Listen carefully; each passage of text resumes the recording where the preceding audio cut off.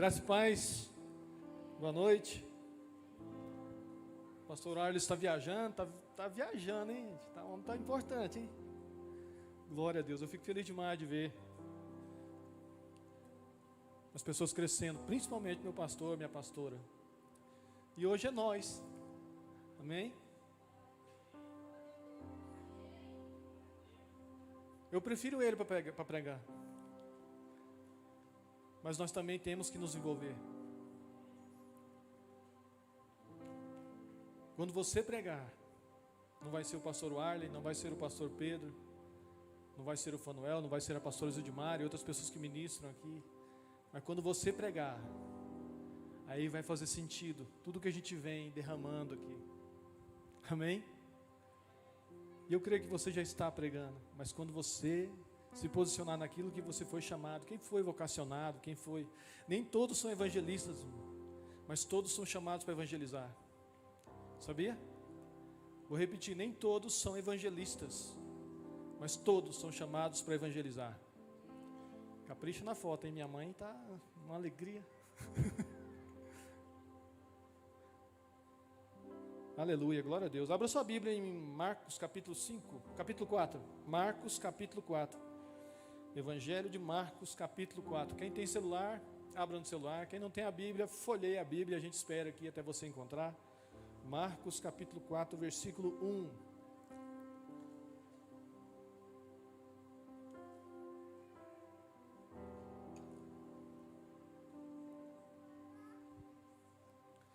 Aleluia. Amém? Marcos capítulo 4, versículo 1 diz assim. Amém ou misericórdia? Marcos capítulo 4, versículo 1 diz assim na minha Bíblia: Voltou Jesus a ensinar à beira-mar, e reuniu-se numerosa multidão a ele, de modo que entrou num barco onde se assentou, afastando-se da praia, e todo o povo estava à beira-mar, na praia. Amém? Agora vira a página, se for de papel, e leia e começa no capítulo 5, versículo 1. Ele estava lá com a multidão, e agora a gente vai começar a ler aqui no capítulo 5. Amém? Tem aqui? Olha. Agora coloca o capítulo 5.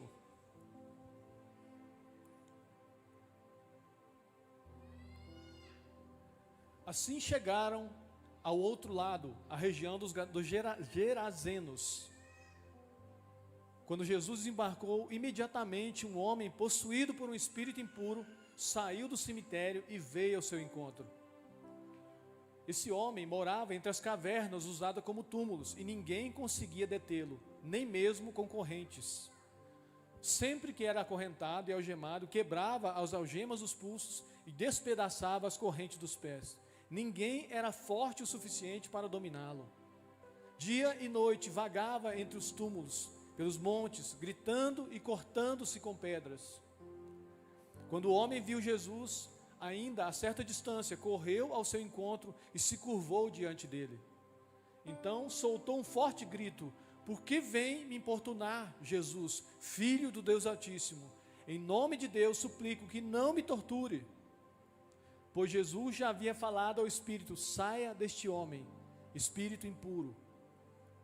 Jesus lhe perguntou: qual é o seu nome? E ele respondeu: meu nome é Legião, porque há muitos de nós dentro deste homem. E os espíritos impuros suplicaram repetidamente que ele não os enviasse a algum lugar distante. Havia uma grande manada de porcos pastando no monte ali perto. Mande-nos para aqueles porcos, imploraram os espíritos, deixe que entremos neles.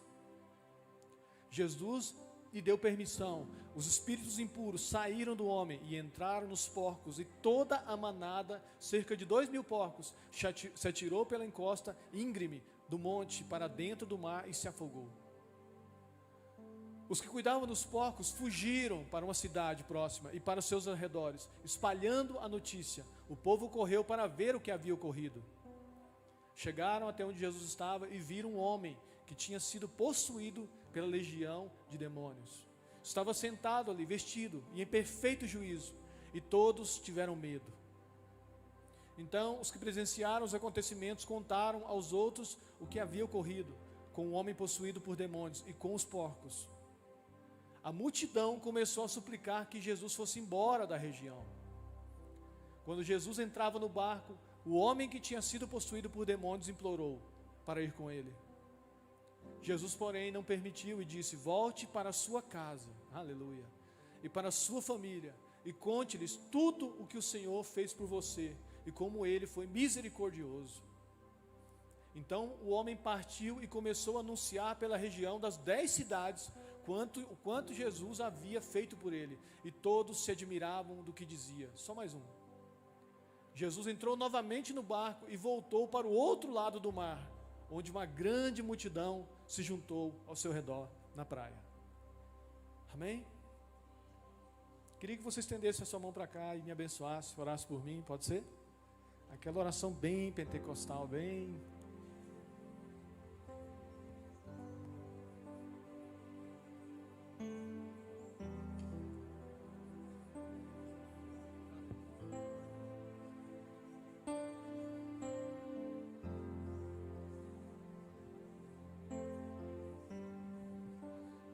Nós entregamos, ó Deus, toda a movimentação, tudo o que acontecer nesse culto, ó Deus, é para a honra e glória do Senhor. Está debaixo da Tua palavra, da Tua presença. Mais uma vez, Deus, se manifesta em nosso meio, Deus, com o Teu Santo Espírito, e fala aos nossos corações.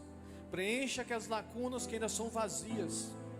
Eu não conheço a vida de todos que estão aqui, não conheço os detalhes, não conheço as madrugadas, não conheço as dores, não conheço os sonhos, não conheço as lutas, não conheço as dificuldades, mas o Senhor conhece.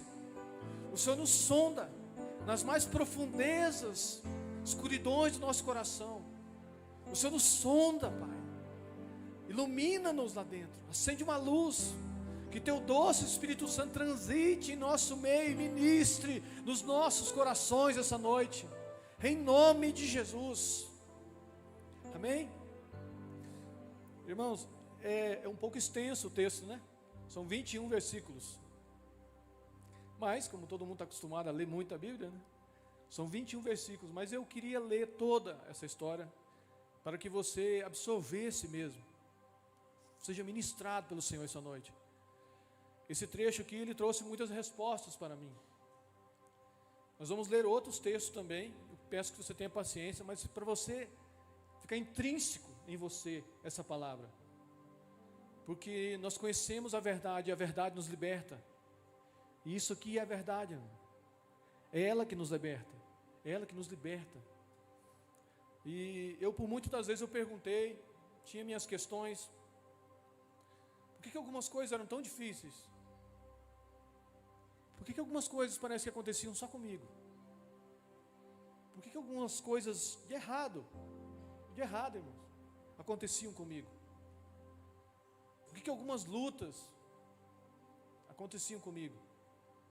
E esse texto aqui é um estudo que eu fiz há um tempo atrás, e ele trouxe umas respostas que foram no meu espírito e renovaram a minha mente e mudou a minha forma de ver. É isso que o Evangelho faz. Onde o Evangelho chega, ele muda, ele transforma a sua forma de ver, de perceber. É o que muitos chamam de cosmovisão bíblica. É quando você olha o dinheiro de uma forma, mas a cosmovisão bíblica te faz enxergar de outra forma. É quando você olha o próximo de uma forma, mas a cosmovisão bíblica te faz enxergar de uma outra forma. É quando você olha para o sexo e tudo que falam aí fora, e você consegue enxergar uma cosmovisão bíblica de uma outra forma, de uma forma santa, pura. Amém? A Bíblia faz isso, o Evangelho faz isso, se encontrar com o Senhor Jesus faz isso. E essa história aqui, você pensa assim, nossa, pastor Pedro, mas é uma história pesada, rapaz. Esse trecho aqui é um dos mais lindos que existe na Bíblia. A libertação de um homem que todo mundo tinha desistido dele. E ele ficou em perfeito juízo, nós lemos aqui. O homem ficou sóbrio, liberto, curado, restaurado. Mente, alma, restaurada. Isso é o poder do Evangelho. Eu queria comentar um pouco sobre isso. Essa história está em Mateus e Lucas, nós lemos aqui Marcos, são os evangelhos sinóticos. Então muitas histórias, algumas histórias, né, estão nos três, não estão em João, mas estão nos três. Então você lê uma história aqui, ela se completa no outro, nos três evangelhos. E aqui, em Marcos e em Lucas fala Gerazenos, em Mateus fala Gadarenos. A gente vai entender por que isso. Mas eu gosto de estudar a Bíblia, ler a Bíblia, mergulhar na Bíblia, estudar o contexto. Há uma frase que eu ouvi há muitos anos: texto sem contexto é pretexto para cabresto. Vou repetir: texto sem contexto é pretexto para cabresto. Então a gente fica iludido com algumas coisas, mas não tem um contexto. Isso é um pretexto para que você fique preso em mentiras, coisas que não. Mas quando você estuda a Bíblia, meu irmão, ô pastor Pedro, eu leio, eu não entendo nada. Eu também não. Aí você chama o autor, e ele senta do seu lado, e ele começa a te explicar. E quando você vê, você estudou 2 horas, 3 horas, e começou a jorrar revelações daqui, direções, instruções, coisas que você não sabia, vislumbra uma sabedoria na sua mente. Fala, meu Deus, são decisões que eu tomaria completamente errado. E começa a ter uma sabedoria, e é o Espírito Santo, é o fruto do Espírito Santo em nós, através da palavra dele. Eu sempre gosto de começar assim. Nós trabalhamos com os homens, aqui você tem que segurar o linguajar, né? As meninas estão aqui, né? Cadê as meninas? Que benção, né? Vocês são animados. Uma salva de palmas para elas. Cadê os homens? Aplausos as mulheres.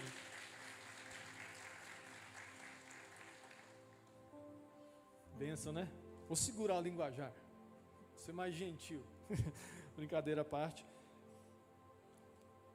E nós lemos, por que eu pedi para a gente ler aqui Marcos capítulo 1? Pedro, eu não entendi, mas eu vou explicar aqui, vou usar esse terreno aqui, que é grande pra caramba. Então, Jesus, nós lemos Marcos capítulo 4, aqui, versículo 1. Ele está ensinando para as multidões. É o que nós lemos, o primeiro versículo que a gente leu. E o último versículo que a gente leu, está aqui perto do Ender, em Marcos capítulo 5, versículo 21, ele volta a falar com as multidões. O pessoal pediu para ele se retirar, vocês se lembram do texto, né? Ele se retirou. Jesus não trabalha com quem não quer. Eles pediram para ele se retirar, ele se retirou, e ele voltou para as multidões. Então lá ele estava na multidão, e aqui ele voltou para as multidões. Só que o texto fala que ele atravessou o mar da Galileia. O mar da Galileia, na verdade, é um lago enorme. E ele atravessou, pegou os discípulos. Vamos lá, gente. Estava aqui com a multidão. Por que Jesus fez isso? Quando eu li esse texto, por que você fez isso? Por que o Senhor fez isso? Deixou a multidão aqui, né? Aí atravessou o lago, o mar da Galileia. São 22 quilômetros aqui, assim, 12 quilômetros assim aproximadamente. É água doce. Atravessou ali no remo. Aí ele chegou na outra margem, conversou com esse ocorrido, aconteceu que nós lemos. Aí ele voltou para a multidão de novo. Aí eu perguntei, lendo a Bíblia, Espírito Santo, por que esse time? O senhor estava atendendo a multidão aqui, subiu no barco, atravessou o mar da Galileia, foi do outro lado, foi o que nós lemos aqui, atendeu aquele homem, fez tudo isso que a gente leu aqui, libertou ele, voltou para a multidão. São perguntas que eu faço. E eu gosto de entender bem o cenário, para aproveitar bem o texto. O que esse texto tem a nos falar? É o Evangelho. Qual o ensinamento que tem aqui, que eu posso aplicar na minha vida?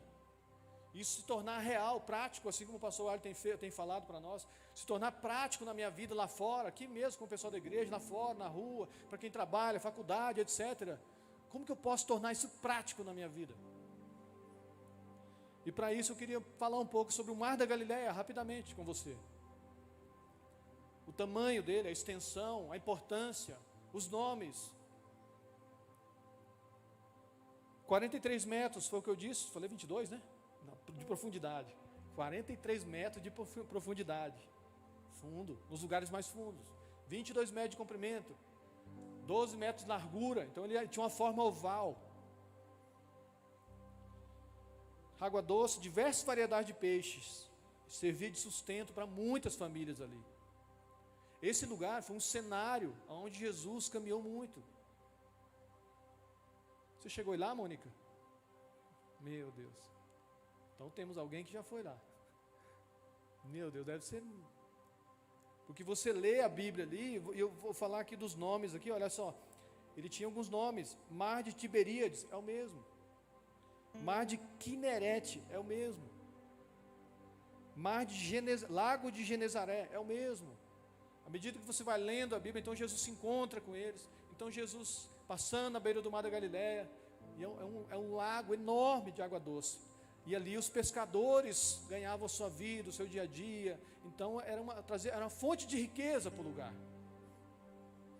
E as cidades ao redor, olha só, Cafarnaum, que era o quartel-general de Jesus, na beira da praia lá. Betsaida, Tiberíades, Magdala, de onde era Maria Madalena.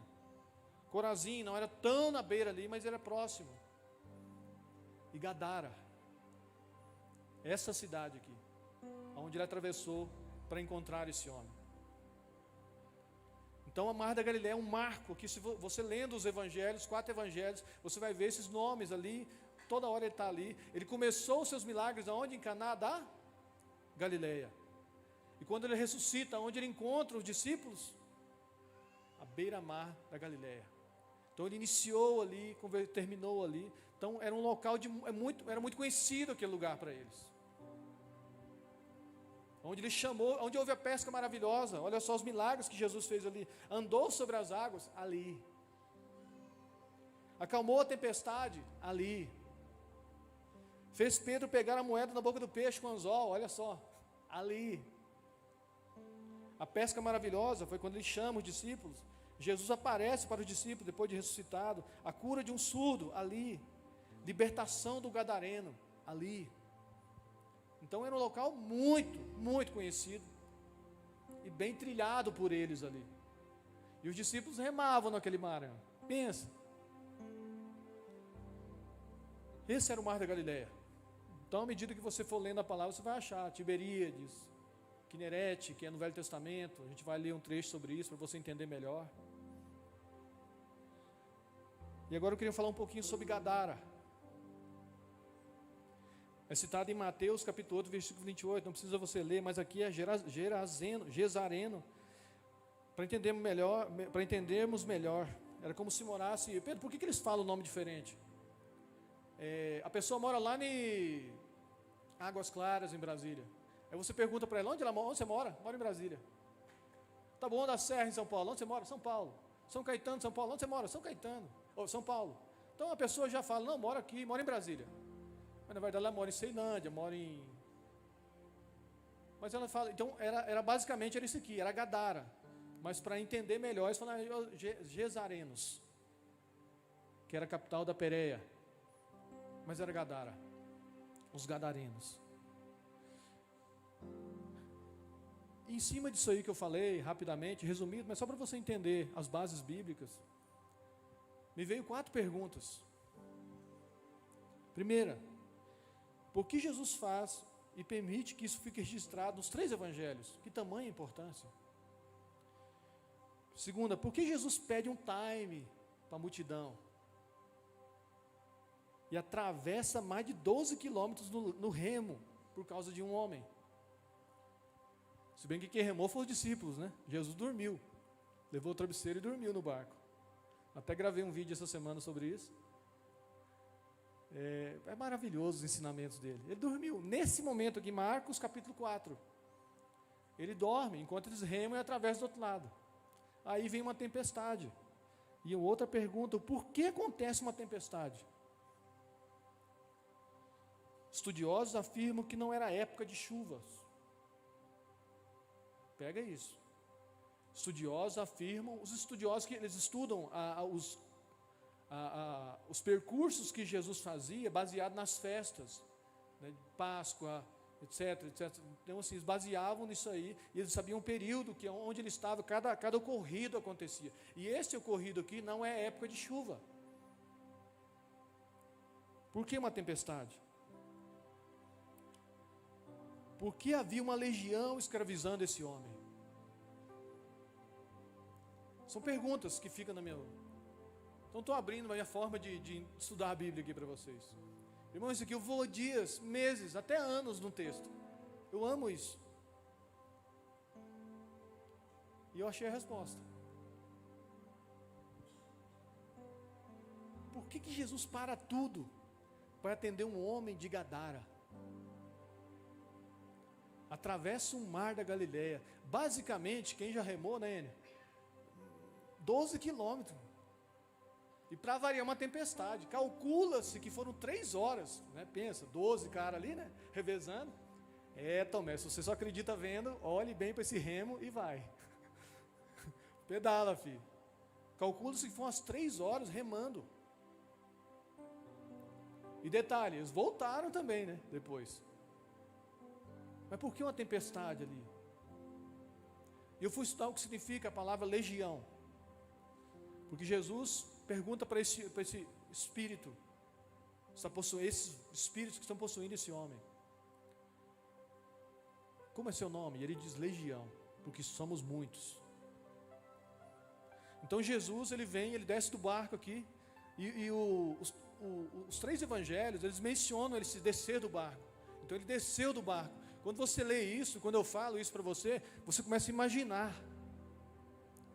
Eu mesmo, a minha mente é bem fértil, a Sol sabe disso. Então assim, desceu do barco, eu imagino, desceu do barco. E ele põe você para imaginar essa cena. Eles escoram o barco no início da areia ali, e Jesus desce do barco, ele não falou nada. Ele desceu do barco e diz a Bíblia que esse homem saiu dos sepulcros, essa linguagem que falou caverna, saiu da caverna e veio ao encontro de Jesus, meu Deus. E chegando próximo de Jesus, ele se prostrou e o adorou. Por que vieste nos atormentar antes de Jesus atormentando os espíritos? Pensa. Isso mostra o poder e a majestade do Senhor. Quando acontecia isso em outros lugares, Jesus pedia para ele falar, não falar, né? E ele, Jesus, filho do Altíssimo, eles gritavam. E esse homem chega possesso de uma legião. E o que é uma legião, Pedro? Uma legião é um nome romano que eles usam para um exército com 6.000 homens. Uns dizem 2, outros 4, outros, mas 6.000 homens é o mais próximo do original ali, que vamos dizer assim, preciso. 6.000 elementos. 6.000. Aí eu pensei, por que esse motivo? 6.000 espíritos num homem? É uma falta de logística da administração ali, né, do gestor. Mandou 6, era 3 para cá, 4 para lá, não, mandou 6 no cara, tudo errado a gestão.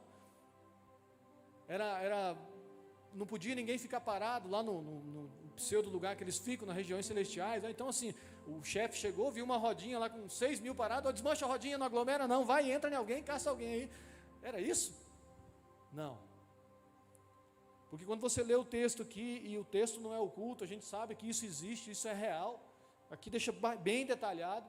E tem espírito, irmão, maligno, caindo pela orelha do cara, de tanto que tem ali dentro. E eu olhei assim, meu Deus, mas por que tanto? Por que tanto investimento?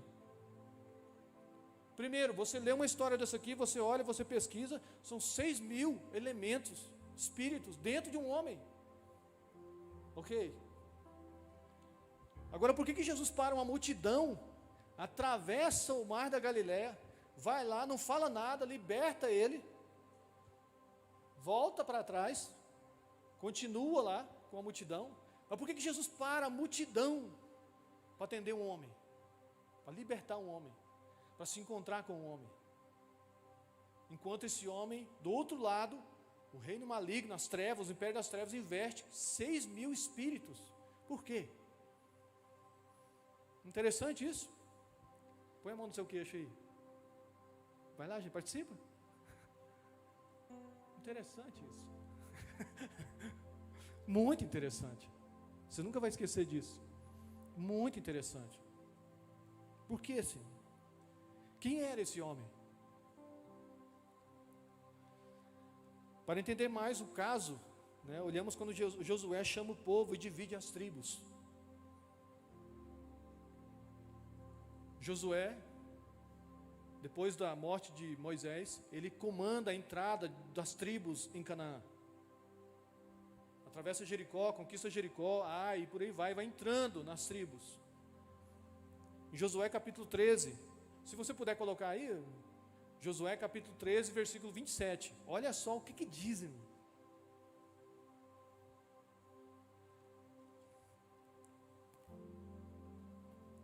Meu irmão, a Bíblia é maravilhosa. Eu tenho certeza que pessoas aqui vão entender muitas coisas sobre a sua vida, as suas dificuldades e o que já passou. Tenho certeza que você vai ter uma clareza de muitas coisas que aconteceram na sua vida. E talvez irão acontecer, e talvez estão acontecendo.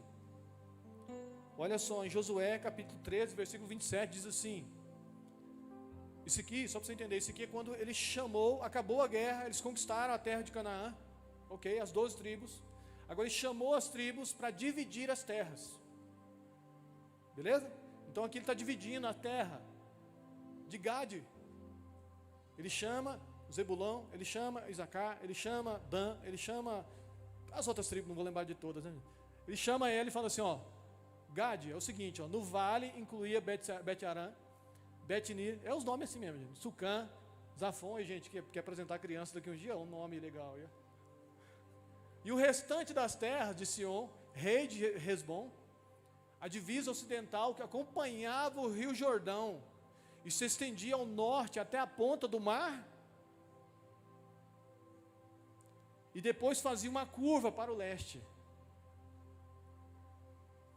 Na divisão das tribos, há alguns mapas que não são precisos, mas quando eles vão entrar na terra de Canaã, Rubens, Gade e metade da tribo de Manassés fala assim, Josué, nós queremos essa terra de cá do Jordão. Não, mas a promessa é de lá do Jordão. Não, mas nós queremos aqui. É impressionante como Deus ele te dá essa liberdade. E Josué ora, tudo, amém então, mas deem a palavra que vocês vão entrar conosco e guerrear, depois que a guerra acabar, vocês veem a terra de vocês, do lado de cá do Jordão. Gade, Ruben e metade da tribo de Manassés, a outra metade decide entrar. Eles entram, guerreiam, você lê ali Josué, conquistam a terra, beleza. Aí agora em capítulo 13, Josué chama eles para dividir as terras. E como eu disse, Dan, Isacar, Ruben, enfim, Judá, Efraim. E ele chama a tribo de Gade. Quando ele chama a tribo de Gade, aqui então a sua terra será de lá do Jordão, e você vai seguir a costa, acompanhava o rio Jordão, e se estendia até o norte da ponta do Mar da Galileia. Então contorna tudo ali, contornando o Jordão, e aqui em cima chega no Mar da Galileia. Estou explicando, estou tentando ser o mais simples possível aqui, para você entender isso. Para você entender como que é um mover espiritual, simples e real. E por que acontecem muitas coisas em nossas vidas. Amém? Entendido aqui? Então parte, a lateral do Jordão, até a ponta ali do Mar da Galileia, era da tribo de Gade. E se você colocar no seu celular, em uma pesquisa simples, se você colocar Gadara, significado, vai estar em grego, Gadará, em hebraico, Gader. Ali, se você for mergulhar mais a fundo, nesse lugar, havia alguns judeus que falavam hebraico, aramaico e grego, nessa área de Gadara. Agora, coloque em Gênesis 49, 19. São três versículos, mas eu preciso que você leia isso. Gênesis 49, versículo 19. Esse grupo de pessoas ali eram descendentes da tribo de Gade. Quem é a tribo de Gade, Pedro? O que isso tem a ver? Calma. Amém? Quando Jacó foi abençoar os 12 filhos dele, ele chamou um a um, Abençoou ele, um a um, já pensou? Abençoou até chegar nos 12, meu Deus. Abençoou os filhos de José, Manassés e Efraim. Quando chegou a hora de abençoar, então que é poderosa a bênção de um pai. Quando chegou a hora de abençoar Gade, ele falou: Gade será atacado por bando de saqueadores, mas os atacará quando combaterem em retirada. Olha nessa tradução aqui, ó.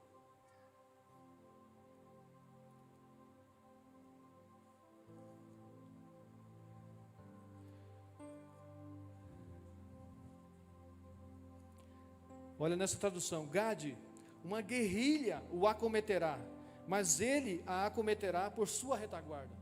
Na Reina Valera, que é uma Bíblia espanhola, que eu gosto de comparar bastante, nunca interprete um texto só com uma Bíblia. Use mais, aprendi isso com o pastor José, lá da MCM de Trindade. Nunca interprete um texto só com uma Bíblia, pegue outras traduções. Na Reina Valera fala assim, ó, Gade, um exército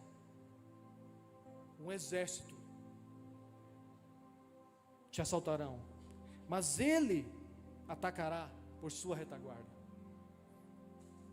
Aquele texto ali, meu irmão, mostra essa passagem.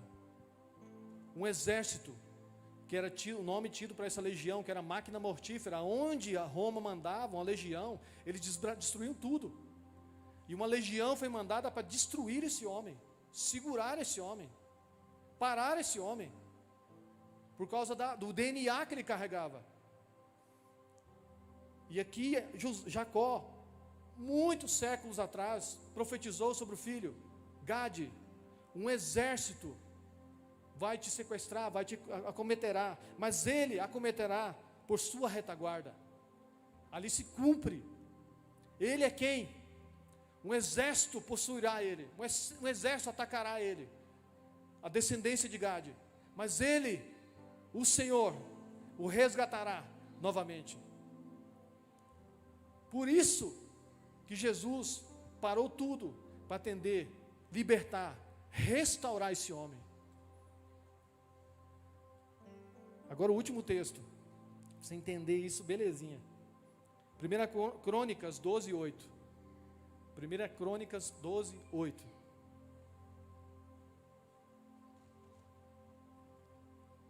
Amém? Essas leituras são cansativas, mas tem paciência, irmão. Segura. 1 Crônicas capítulo 12, versículo 8 diz assim. Não achou? Ah, tá.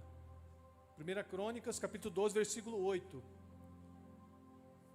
Olha só. Alguns guerreiros valentes, treinados para o combate da tribo de, também se juntaram a Davi quando ele estava na fortaleza do deserto. Eram hábeis com escudo, lança, ferozes como leões e ágeis como gazelas dos montes. Olha o versículo 14, coloca para fazer um favor, versículo desse mesmo capítulo, versículo 14. O rosto dele é como os leões. Esses guerreiros de Gade eram comandantes do exército. O mais fraco deles era capaz de enfrentar 100 soldados. Gente, que isso? E o mais forte, capaz de enfrentar 1000. Põe o versículo 15. Esses foram os homens que atravessaram o Jordão durante a época de cheia do rio.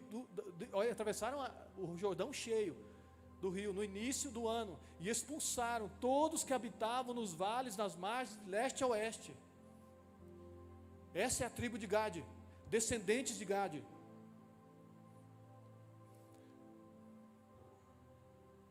Quando Jesus chama os discípulos e envia eles, ele dá uma instrução muito interessante. Ele fala assim: não entreis na aldeia dos gentios e priorizem as ovelhas perdidas da casa de Israel. Ele priorizou esse homem, porque esse homem não era um gentil. Até porque Jesus não foi, quando ele veio em carne, caminhou, que ele priorizou os filhos de Israel. Amém? Vocês sabem disso, amém? Ele curou, expulsou o demônio de uma menina, de uma mãe, filha de uma mãe, Ciro Fenícia, que era uma cananeia, e o servo do centurião romano. Mas ele não foi lá. foi para usar e ensiná-los didaticamente. Nunca vi tamanha fé em Israel e tal, mas ele não foi lá. Agora esse homem, ele foi por quê? Porque era uma ovelha perdida na casa de Israel. Se não fosse, ele estaria contradizendo o que ele diz lá em Mateus capítulo 10, Marcos capítulo 10, se eu não me engano, Mateus capítulo 10, versículo 5, ele fala assim, ó, não entreis nas aldeias dos gentios, priorizem as ovelhas perdidas na casa de Israel. Meu irmão, acho que você entendeu, né? Jesus está aqui com a multidão. Isso é eu imaginando como que... E ele sente o coração desse homem, escravo. E ele é atraído para o outro lado do mar da Galileia.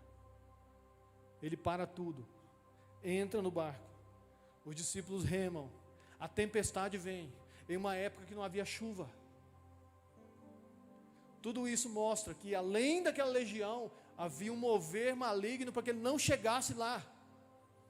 E ele acalma a tempestade, chega lá, e esse homem reconhece, vem, adora ele liberta esse homem levanta, diz a Bíblia, nós lemos aqui, perfeito juízo, ele se cobre com um lençol, e eles começam a conversar os 12 ficam lá, o dono dos porcos ficam 2, valorizavam mais os porcos do que a vida humana. Já viu alguma coisa semelhante? Valorizar mais bens materiais, valorizar mais isso e aquilo do que vida humana. E quando Jesus chega, esses porcos são lançados ao mar, mexe com a economia, porque eles criavam porcos ali, e era algo imundo para o judeu, então era um confronto mesmo. E Jesus mexe com a economia. Meu irmão, onde Jesus chega, aonde Jesus coloca a planta dos pés, é transformado. E muitas das vezes abala, mexe na economia, mexe nas estruturas, mexe no nosso orgulho, mexe no egocentrismo. Tem que haver uma transformação. E ele senta em perfeito juízo com esse homem. Eu imagino ele sentado numa pedra ali, porque era um local bem rústico. Ele sai dos sepulcros, irmão. Sepulcros era onde os endemoniados ficavam, largados pela família. Era onde os leprosos ficavam, era para morrer. E a Bíblia diz que ele estava nu, dia e noite. Quebrava as correntes, miuçava algemas, tudo o que tentavam fazer com ele. E esse homem está sentado com Jesus, em perfeito juízo, sóbrio, conversando com Jesus. E eles pedem para Jesus sair dali. A Bíblia diz que eles pedem para Jesus sair dali. Quando Jesus entra em nossas vidas, tem uma palavra que eu sou apaixonado nela, irmão. Ela vem junto. Se chama renúncia. Quanto mais você renuncia, mais seu nível de autoridade sobe. Quanto mais você renuncia, mais sua unção sobe. Uau, que unção! Uau, pastor Arley ministra, parece que o chão está mexendo. Pergunte para ele o que ele renunciou. Renúncia. E Jesus chega naquele lugar. E ele liberta aquele homem de uma forma maravilhosa. Maravilhosa. Só que isso incomoda as outras pessoas. Elas pedem para ele sair dali. Nunca peça para Jesus sair daí. Sair da sua casa. Sair da sua vida. Nunca peça, irmão. Sabe por quê? Porque ele vai sair. Vai tentar outras situações. Mas ele saiu dessa terra. Voltou para a multidão. E sabe o que esse homem falou? Esse homem falou assim: deixa eu ir com você. Quando você estuda esse texto do jeito que eu estou explicando aqui agora, e você vai, enfim, em nome de Jesus, gerar uma curiosidade, você mergulhar mais ainda, você vai ver o tanto que esse homem, descendente de Gade, o tanto que era convicto, resolvido, pessoas que sabem o que querem. A Bíblia diz que os gaditas tinham os rostos como leões, os pés rápidos como a gazela. O menor deles valia por 100 homens, o maior dele valia por 1000 homens. Tem coisas que acontecem, irmão, que nós não sabemos. O mundo espiritual sabe. Eu não sei o que aconteceu na sua vida. Não sei quais foram as dificuldades que você já teve. Não sei os níveis de luta que você tem, já teve. Eu poderia ficar a noite toda aqui falando do que eu já passei, e do que eu já entendi, e do que eu já sofri, mas assim, quando você entende que tudo isso que vem contra você, toda essa legião, tudo isso que veio contra esse homem, tudo aquilo que se levanta, tudo aquilo que tenta te barrar, Wendel, não vem contra você, vem contra o que você carrega. Meu Deus do céu, se você entender isso aqui, tudo o que aconteceu na sua vida, toda carrega, o que Deus colocou aí dentro. Eu entendi, irmãos, eu carrego um Deus que me carrega. Eu carrego um Deus que me carrega.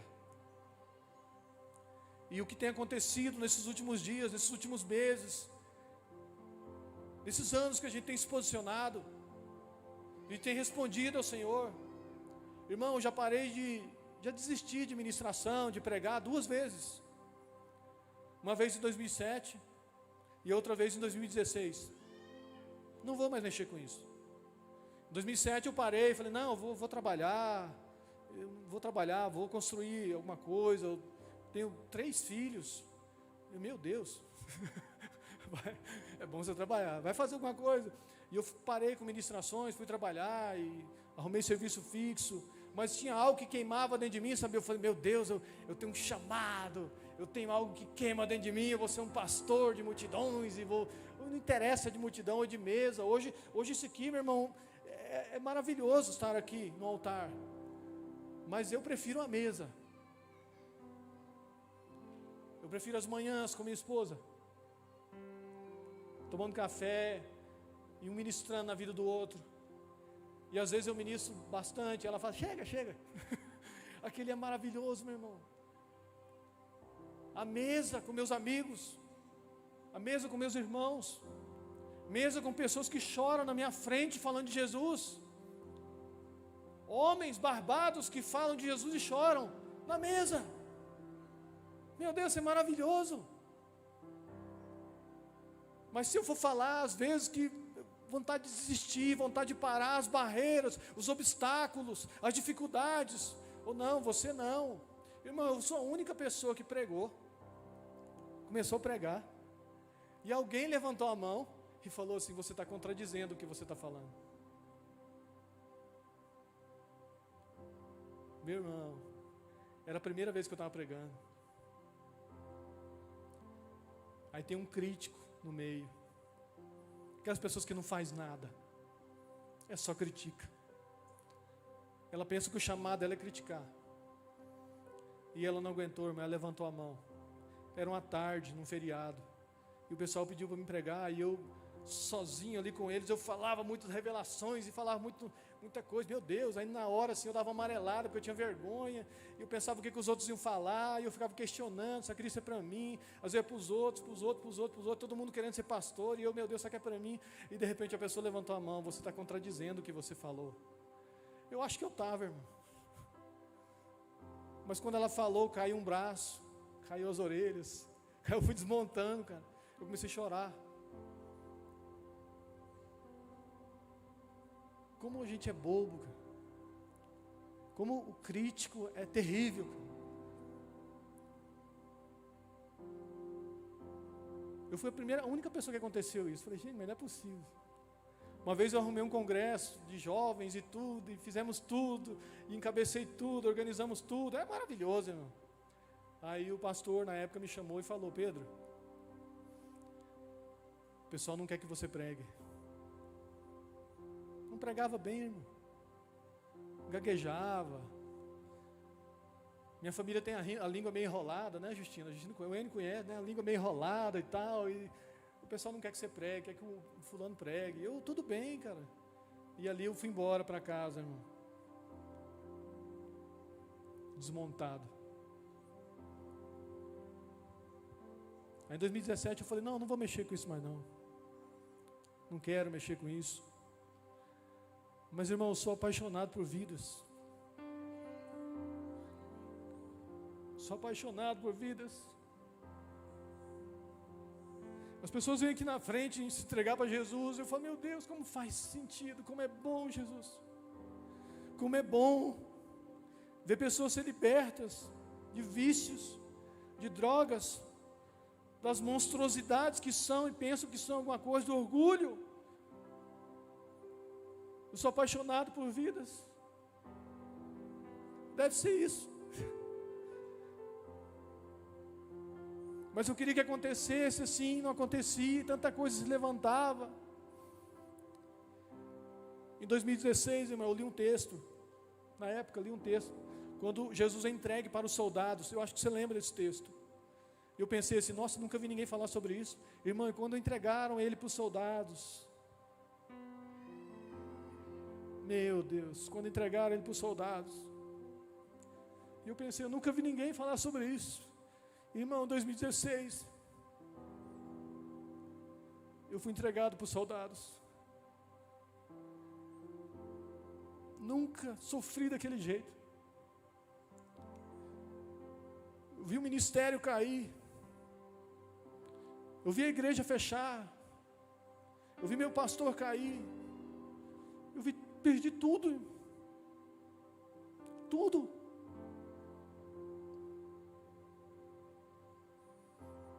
Tudo. Você não sabe, nem precisa saber. Mas eu falei, o que está acontecendo? Meu Deus, o que está acontecendo? Eu só queria ser um pastor. Só queria ter uma família. Mas o mundo espiritual é real. O mundo espiritual é verdadeiro. Eu sei que essa noite pessoas serão impactadas aqui profundamente. Nem vai lembrar quem pregou, nem vai lembrar mais, mas você vai ser impactado. Porque você carrega o DNA de um guerreiro. Muitas coisas aconteceram na sua vida. Muitas coisas, muitas barreiras tentaram te parar. Dentro de você, fora de você. Mas eu quero dizer uma coisa para você. Jesus não erra na sua escolha. Amém? Jesus não erra na sua escolha. Se Ele te escolheu, pode levantar o inferno, 6.000 demônios, Ele vai te buscar. Pode te chamar do que quiser nessa cidade e fora dela, Ele vai te buscar.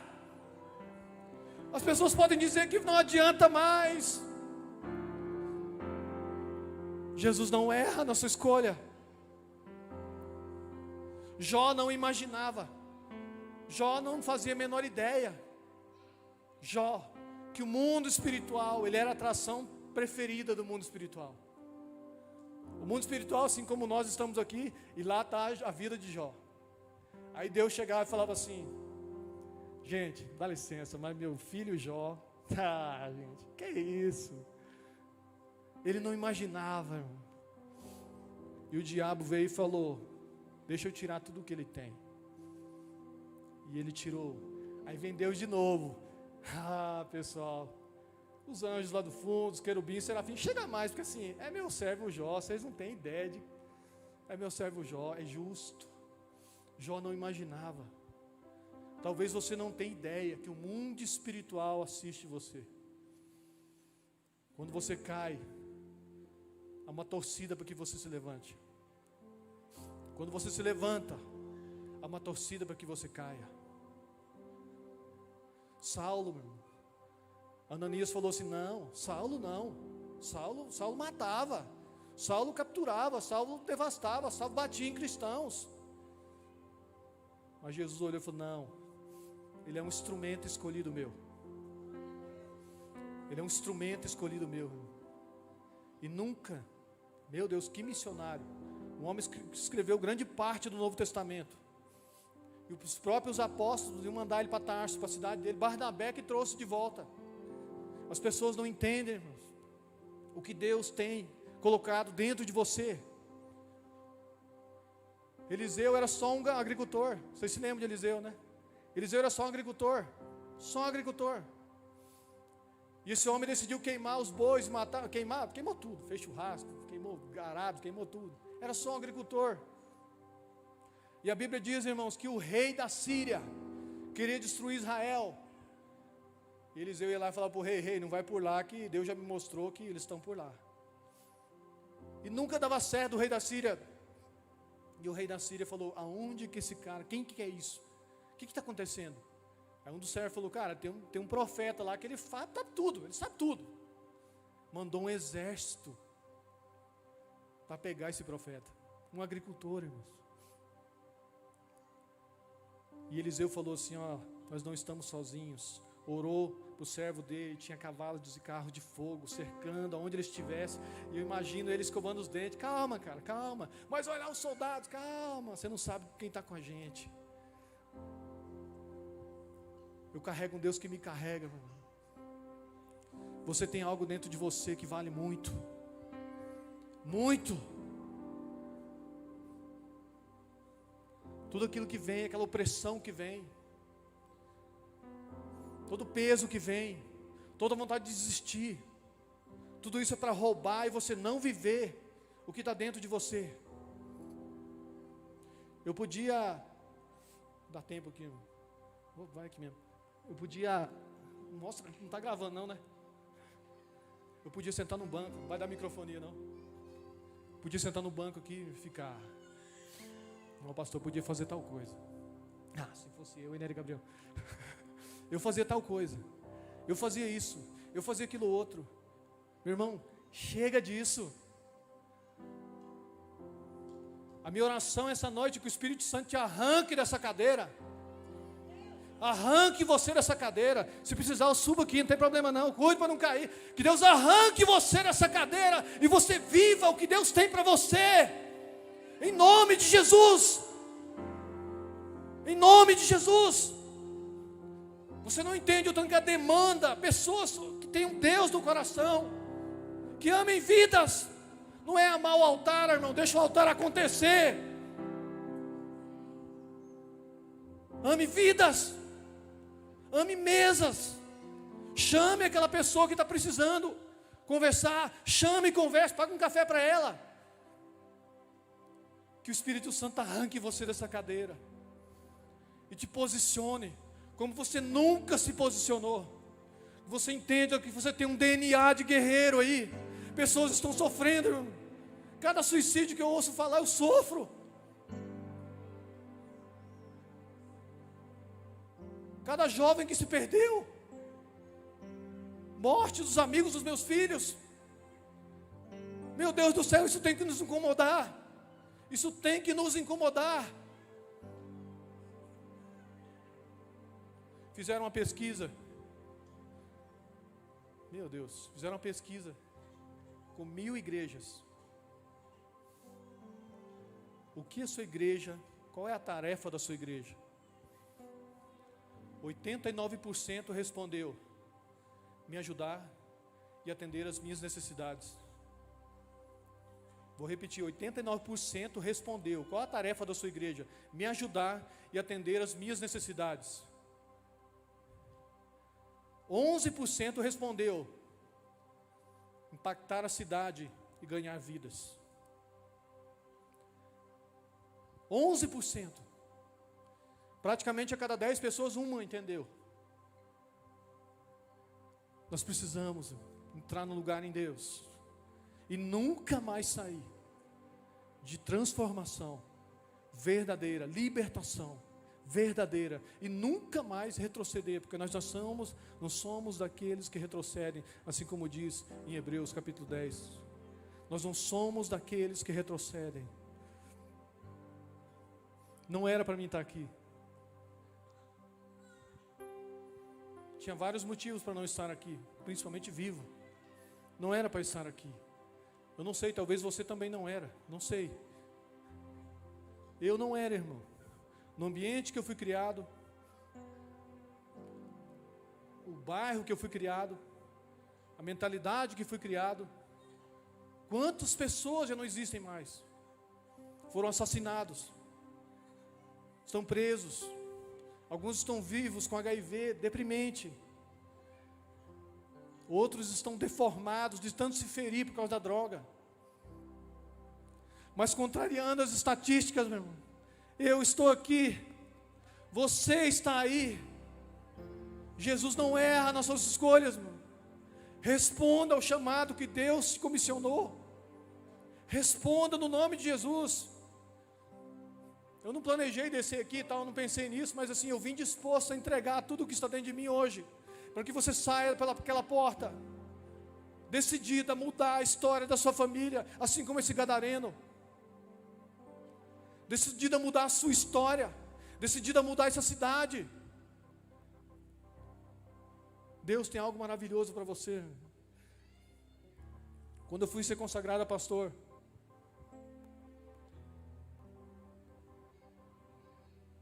na hora de chamar para ser consagrado, o pastor que fez lá toda a cerimônia, tinha os pastores de Brasília, ele falou assim: só Deus pode mudar um homem, só Deus pode transformar um homem que era conhecido no seu bairro por ser um cheirador de cola. Só Deus pode transformar esse homem num pastor. Só Jesus pode fazer isso. Só Jesus, meu irmão. Tudo aquilo que se levantou para parar, hoje eu entendo. Tudo aquilo que se levantou para segurar, hoje eu entendo. Isso hoje fortalece a gente, porque você sabe que você está no lugar certo. No lugar certo. As pessoas perguntam: Pedro, e as lutas? A luta, alguém começa a falar de luta. Meu irmão, você não sabe o que é luta, ainda não. É bom não saber. Amém?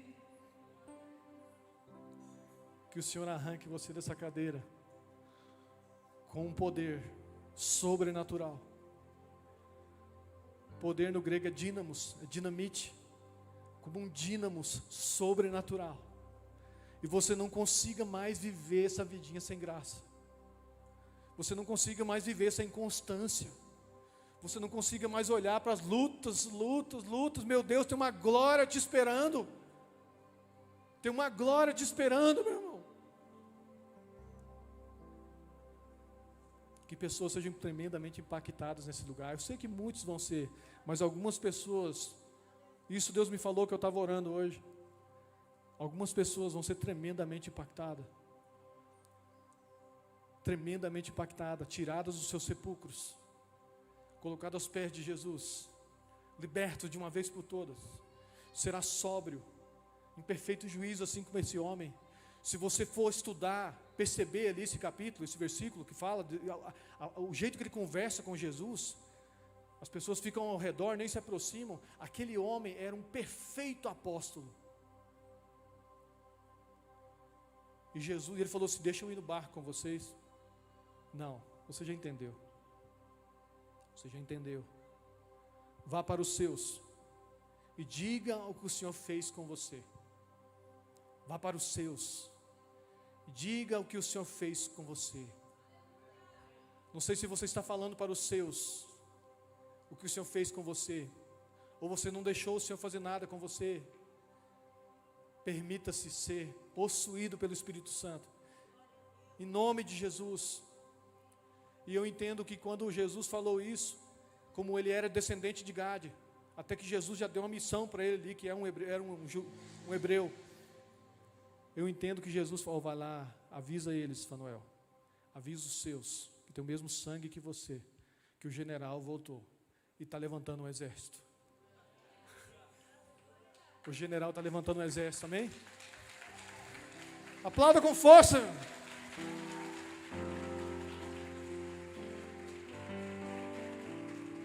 Aleluia.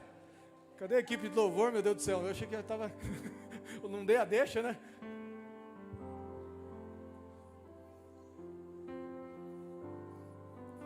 Irmãos,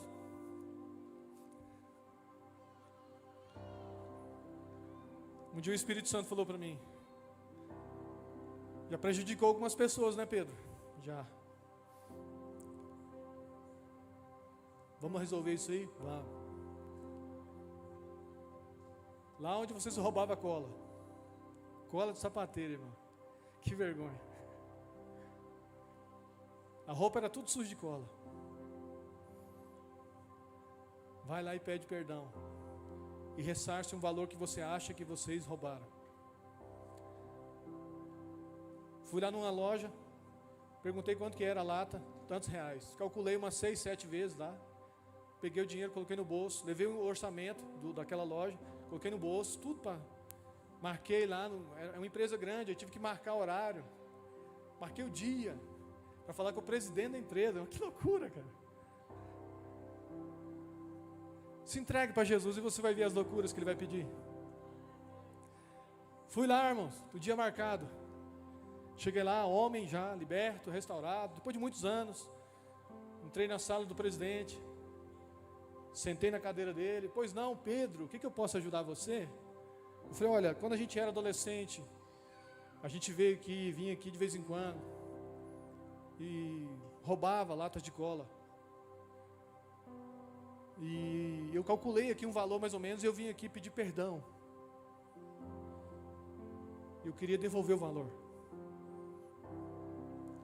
Aí ele balançou a cabeça, meu Deus. Se entregue para Jesus, Ele vai pedir para você fazer coisas doidas, que vão impressionar a sociedade aí fora. Nas coisas simples, doidas, mas simples. Por isso que Deus usa as coisas loucas desse mundo para confundir as sábias. Meu Deus. E eu conversei com ele, batemos um papo ali. Ele falou, não tem mais jeito de eu receber, já não vendemos mais isso. E já não vendia, sabe por quê, meu irmão? Até por causa dos adolescentes iam roubar lá. E parar de vender essa cola, sapateiro. Só dá prejuízo, o molecado fica roubando aqui. E ele disse que não precisava devolver o dinheiro, estava tudo certo. Ele, como presidente, me perdoava, me liberou, conversamos. Ele falou assim, você é de princípios. Eu contei, não, eu sou cristão. E o Espírito Santo mandou eu vir aqui. Ele riu, tudo. E eu falei, era o que ele tinha falado para me fazer, irmãos. E eu saí de lá. E esse homem não se converteu, não aconteceu nada. E eu dentro do carro, em frente à empresa, eu falei, Senhor, mas por que o Senhor fez eu fazer isso aqui? Eu não entendi o resultado, para mim não teve resultado. E aquela voz veio no meu coração, Pedro, todas as vezes que alguém for falar mal da igreja, perto desse homem, todas as vezes que alguém for falar mal de cristão, perto desse homem, eu vou fazer ele lembrar do que você fez ali. Eu conheci um doidinho que veio na minha sala pedir perdão por algo que eles roubaram há muitos anos, querendo me ressarcir. Irmão, a igreja que você sonha existe. A igreja que você sonha existe. Deus está levantando um exército. Parecem doidos, parecem loucos, mas são apaixonados por Jesus, onde nada mais importa. Nada mais importa. Apenas obedecer, ouvir a voz daquele que nos chamou, nos libertou, nos tirou das trevas, do reino do império das trevas, para o reino do seu amor. Meu Deus do céu, fica de pé, em nome de Jesus. Em nome de Jesus.